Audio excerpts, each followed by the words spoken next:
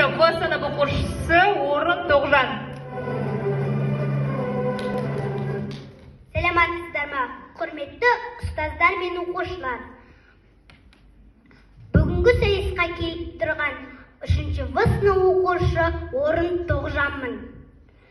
20-ші ғасырдағы қазақ әдебиетінің ірі тұлғасы, аса көрнекті ақын Сұлтанмахмұт Торайғыров 1893 жылы 28 қазанда Көкшетау облысының Қызылту ауданында туған.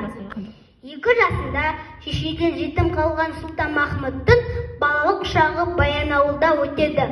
6 жасында хат таниды. Сұлтанмахмұт Торайғыров жасында жабысқан дерт кеселінен 27 жасында қайтыс болды. Қазақ тілі. Сұлтанмахмұт Торайғыров.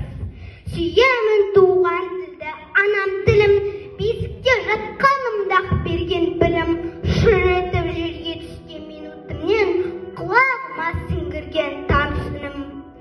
Сол тілмен шешем мені әлдилеген, еркелеткен құлыным, жаным деген, сол тілменен бірінші білгізген ана деген сүйгендік сөзімменен.